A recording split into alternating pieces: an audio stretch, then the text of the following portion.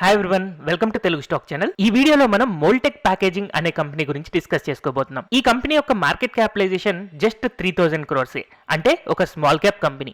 And అలాగే దీనికి ఒక మోనోపోలీ నేచర్ ఉంది. అండ్ అలాగే గత 10 సంవత్సరాల్లో మనం అబ్జర్వ్ చేసినప్పుడు ఈ స్టాక్ 43% CAGR తో గ్రో అయింది. సో ఇంత హెవీ రిటర్న్స్ తో ఎవ్రీ ఇయర్ దాదాపుగా 40% గ్రో అవుతున్న ఈ కంపెనీ గురించి మనం ఇప్పుడు తెలుసుకుందాం. సో ఫస్ట్ ఆఫ్ ఆల్ మనకి మోల్టెక్ ప్యాకేజింగ్ అనే కంపెనీ 1986 లో స్టార్ట్ అయింది.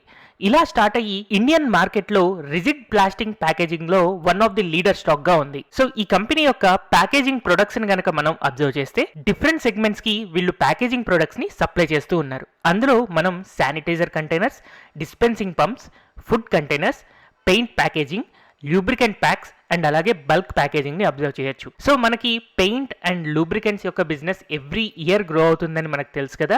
సో ఆబ్వియస్ గా దీని యొక్క ప్యాకేజింగ్ రిక్వైర్మెంట్ కూడా పెరుగుతుంది.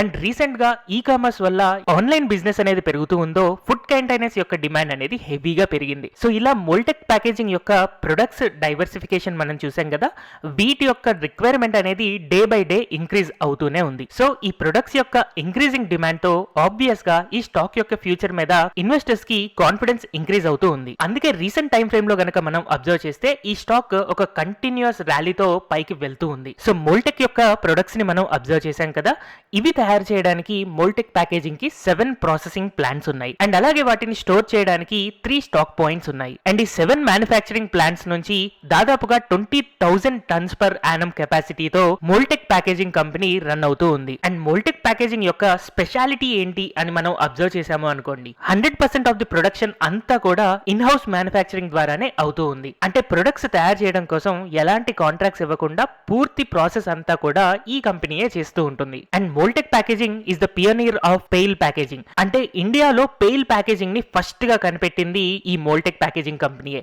సో ఏంటి పెయిల్ ప్యాకింగ్ అంటారా, మనం పెయింట్ డబ్బాల్ని చూస్తూ ఉంటాం కదా, సో ఆ పెయింట్ డబ్బాల్ని ఫస్ట్ కనిపెట్టింది మోల్టెక్ ప్యాకేజింగ్. అండ్ అలాగే ఈ ప్లాస్టిక్ ప్యాకేజింగ్ ప్రొడక్ట్స్ కి మోల్డ్ లేబులింగ్ డెకరేషన్, అంటే జనరల్ గా మనం ఒక డబ్బా తయారు చేసిన తర్వాత దాని మీద ఒక కవర్ తో ర్యాప్ చేసి బ్రాండ్ నేమ్ ని ఇస్తూ ఉంటాం. కానీ ఆ ప్లాస్టిక్ ప్యాకేజింగ్ లోనే ఒక డెంటెడ్ బ్రాండ్ నేమ్ వచ్చేలాగా ఇండియాలో ఫస్ట్ క్రియేట్ చేసిన కంపెనీ మోల్టెక్ ప్యాకేజింగ్. సో అందుకే ఇండియాలో పెయిల్ ప్యాకేజింగ్ కి అండ్ ఇన్మోల్డ్ లేబులింగ్ కి రెండిటికి కూడా పియోనీర్ గా మోల్టెక్ ప్యాకేజింగ్ ని చెప్పుకుంటూ ఉంటారు. ఈ కంపెనీ యొక్క బిజినెస్ మోడల్ ని గనక మనం అబ్జర్వ్ చేస్తే క్లయింట్స్ నుంచి ప్యాకేజింగ్ ప్రొడక్ట్స్ కి రిక్వైర్మెంట్ వచ్చిన తర్వాత ఆ ప్రొడక్ట్ యొక్క design 3D rendering and animation చేసి తర్వాత రోబోటిక్ డెవలప్మెంట్ తో ప్రొడక్ట్స్ ని తయారు చేస్తూ ఉంటారు. అంటే ఆ ప్యాకేజింగ్ ప్రొడక్ట్స్ ని తయారు చేస్తూ ఉంటారు. అండ్ ఆ ప్యాకేజింగ్ ప్రొడక్ట్స్ ని తయారు చేయడంతో పాటు క్రియేటివ్ ఆర్ట్ వర్క్స్ కూడా చేస్తూ ఉంటారు. అండ్ వీళ్ళ ప్రాసెసింగ్ యూనిట్స్ ద్వారా సిలిండ్రికల్ మ్యానుఫ్యాక్చరింగ్ కూడా చేస్తూ ఉంటారు. అండ్ ఫైనల్ గా ఈ ప్యాకేజింగ్ ప్రొడక్ట్స్ కి ఇన్ హౌస్ లేబుల్ మ్యానుఫ్యాక్చరింగ్ కూడా ఈ కంపెనీ చేస్తుంది. అండ్ ఈ కంపెనీకి ఉన్న స్పెషాలిటీ ఏంటి అంటే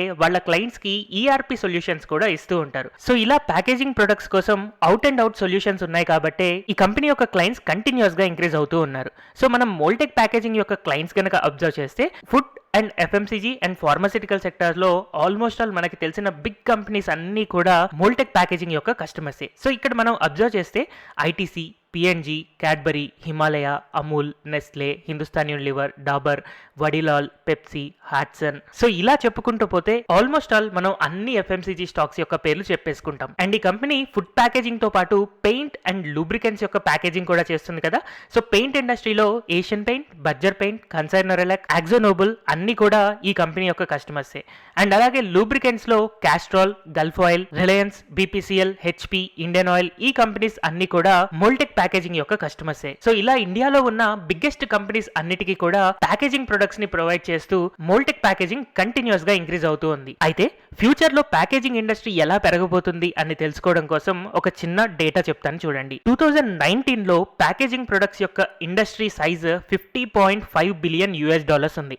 అండ్ 2025 రీచ్ అయ్యేసరికి అది $204.8 బిలియన్ అవుతుంది అని ఎక్స్పెక్టేషన్స్ తో ఉన్నారు. అంటే దీని యొక్క ఎక్స్పెక్టెడ్ CAGR ఎంత అంటే 26%. ఒక ఇండస్ట్రీ 26% CAGR తో గ్రో అవుతుంటే ఆబ్వియస్ గా అందులో ఉండే companies, especially leader companies 30 to 40% CAGR తో గ్రో అవుతాయి. అందుకనే ఈ స్టాక్ కి గోయింగ్ అహెడ్ అగైన్ మళ్ళీ మనకి ఒక 30 to 40% CAGR రికార్డ్ చేయడానికి చాలా ఎక్కువ ఛాన్సెస్ ఉన్నాయి. బట్ స్టిల్ ఆబ్వియస్ గా ప్యాకేజింగ్ ఇండస్ట్రీలో ఇంత పర్సెంటేజ్ 26% CAGR తో గ్రో అవుతుంది అన్నప్పుడు చాలా మంది బిగ్ ప్లేయర్స్ లేదా చాలా ఇండస్ట్రీస్ దీని నుంచి బెనిఫిట్ పొందడానికి చూస్తూ ఉంటాయి, ఎక్స్పాన్షన్ చేసుకుంటూ ఉంటాయి. అందుకనే ఈ ప్యాకేజింగ్ ఇండస్ట్రీలో మోల్టెక్ ప్యాకేజింగ్ కి టఫ్ కాంపిటీషనే ఉంది. సో ఈ కాంపిటీటర్స్ ని కనుక మనం అబ్జర్వ్ చేస్తే Time Technoplast, Ester Industries, Hitech Corporation, Manika Moulds ఇది మనకి అన్లిస్టెడ్ ప్లేయర్, అండ్ అలాగే పారెక్ ప్లాస్ ఇది కూడా మనకి అన్లిస్టెడ్ ప్లేయర్. సో ఇలా ఈ కంపెనీస్ ని మోల్టెక్ ప్యాకేజింగ్ కి టఫ్ కాంపిటీటర్స్ గా అండ్ నియరెస్ట్ కాంపిటీటర్స్ గా చెప్పుకోవచ్చు. బట్ స్టిల్ మనం మోల్టెక్ ప్యాకేజింగ్ లో ఇన్వెస్ట్ చేయడానికి కొన్ని స్ట్రెంగ్త్స్ ఈ కంపెనీకి ఉన్నవి ఏంటి అని కనుక మనం అబ్జర్వ్ చేస్తే, రిజిడ్ ప్యాకేజింగ్ లో Moldtek packaging market leader position తో గ్రో అవుతూ ఉంది. అండ్ వేరే కంపెనీస్ తో కంపేర్ చేసుకుంటే ఈ కంపెనీకి ఉన్న స్పెషాలిటీ ఏంటి అంటే 100% బ్యాక్వర్డ్ ఇంటిగ్రేషన్.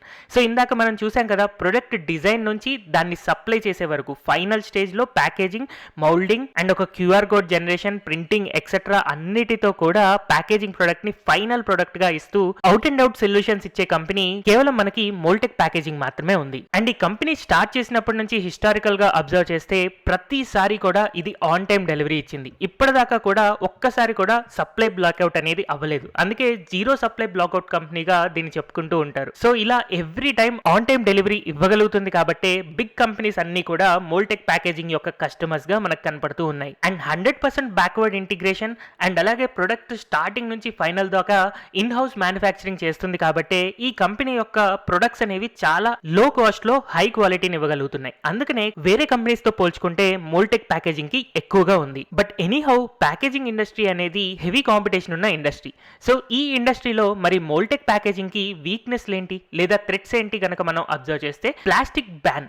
సో ఇవి తయారు చేసేదంతా కూడా ప్లాస్టిక్ ప్రొడక్ట్స్ కాబట్టి రేపటి రోజున గవర్నమెంట్ ప్లాస్టిక్ బ్యాన్ కనుక ఇంప్లిమెంట్ చేయాలి అని అనుకున్నారు అంటే అలాంటప్పుడు ఈ కంపెనీకి నెగిటివ్ గా మారచ్చు. But still as of now rigid plastic మీద ఎలాంటి బ్యాన్ లేదు, ఓన్లీ సింగిల్ యూస్ ప్లాస్టిక్ మీద మాత్రమే గవర్నమెంట్ డెసిషన్స్ తీసుకోవడం మనం చూస్తూ ఉన్నాం. అండ్ మోల్టెక్ ప్యాకేజింగ్ పూర్తిగా దాని యొక్క క్లయింట్స్ యొక్క బిజినెస్ మీద ఆధారపడింది. రేపటి రోజున FMCG బిజినెస్ డల్ అయినా లేదా పెయింట్ బిజినెస్ డల్ అయినా లేదా లూబ్రికెంట్స్ యొక్క బిజినెస్ డల్ అయినా కూడా ఈ కంపెనీ మీద ఇండైరెక్ట్ గా ఎఫెక్ట్ పడచ్చు.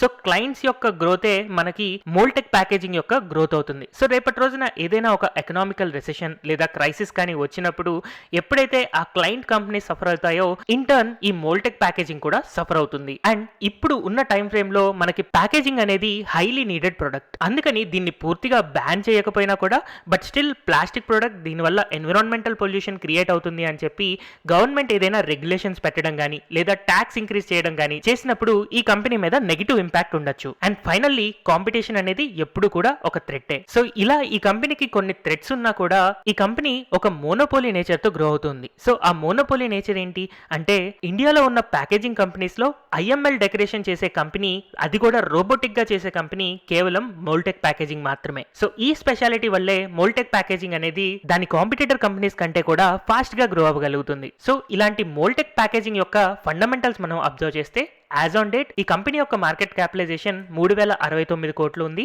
అండ్ స్టాక్ ప్రైస్ వచ్చేసి 927 దగ్గర ట్రేడ్ అవుతూ ఉంది. అయితే స్టాక్ యొక్క ప్రైస్ టు ఎర్నింగ్స్ 41.9 దగ్గర ట్రేడ్ అవుతూ ఉంది అనమాట. సో దీని వాల్యుయేషన్స్ కి వెళ్లే ముందు ఈ కంపెనీ యొక్క ప్రాఫిట్స్ కనుక మనం అబ్జర్వ్ చేస్తే కంటిన్యూస్ గా ఎవ్రీ ఇయర్ ఈ కంపెనీ యొక్క సేల్స్ అనేవి ఇంక్రీజ్ అవుతూనే ఉన్నాయి. కోవిడ్ టైంలో చాలా కంపెనీ సఫర్ అయినా కూడా ఈ కంపెనీ క్లియర్ గా ఒక గ్రోత్ పాత్ ని రికార్డ్ చేయగలిగింది. అండ్ ఎవ్రీ ఇయర్ ప్రాఫిట్స్ కూడా ఇంక్రీజ్ అవుతూనే ఉన్నాయి. And profit margins 10 years back 11 to 13% ఉండేది. యాజ్ ఆన్ డేట్ మనం అబ్జర్వ్ చేస్తే 19 to 20% ప్రాఫిట్ మార్జిన్స్ ఈ కంపెనీ రికార్డ్ చేయగలుగుతుంది. అందుకే ఈ కంపెనీ ఒక హై గ్రోత్ కంపెనీగా సేల్స్ 14% CAGR తో లాస్ట్ 10 years గా గ్రో అయితే ప్రాఫిట్స్ వచ్చేసి 21% CAGR తో గ్రో అయింది.